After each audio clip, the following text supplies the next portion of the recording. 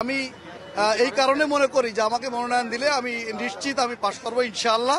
এই কারণে যে আমি 1987 সাল থেকে আমি মনিরামপুর থানা ছাত্র দলের সভাপতি। তখন থেকে এই 17টা ইউনিয়নের মানুষের সঙ্গে আমার হৃদয়ের যে বন্ধন, সেই বন্ধন 11 বছর পরে আমি যুব দলের সেক্রেটারি হয়েছিলাম, তারপরে আমি যুব দলের সভাপতি থানার।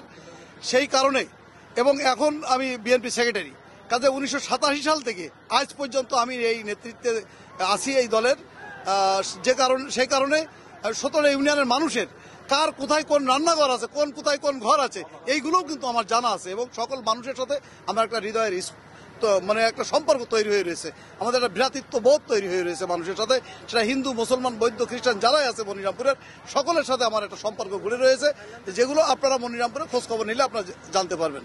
সেই কারণেই আমি মনে করি যে আমাকে মনোনয়ন দিলে, এবং আমি জানি, আমি আশা করতেছি যে ইনশাআল্লাহ আমাকেই মনোনয়ন দিবে, এটাও আমি আশা করতেছি।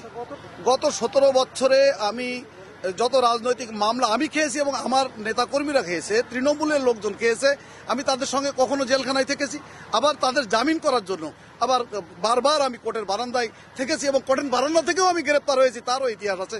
জনগণ আমার এই কর্মীদেরকে জামিন করার জন্য আমি কোর্টের বারান্দা থেকেও আমি 2-1 বার গ্রেপ্তার হয়েছি, সেটাও মনিরামপুরের মানুষ জানে। এর বিষয়টা আমরা বারবার এই যে আমাদের যখন 4 দলীয় জোট হয়েছিল 2001 সালে, তখন থেকে এই আসনটা ছেড়ে দেওয়া হয়েছিল এবং আমরা কেন আজকেও এই দীর্ঘ 25 বছর পরেও আমরা কেন জোটকে ছেড়ে দেব? কারণ আমরা রাজনীতি করে বিএনপিরাই মাঠে থাকে। এই যে শরিক দলের যে মনোনয়ন চাচ্ছে, সে কিন্তু কখনো মাঠে থাকেনি এবং তার কোনো মামলা মোকদ্দমা নেই, সে কোনোদিন রাজপথেও ছিল না, আমরা দেখিও নি, তাকে চিনিও না। সেরকম একটা লোককে আমরা কেন ছেড়ে দেব?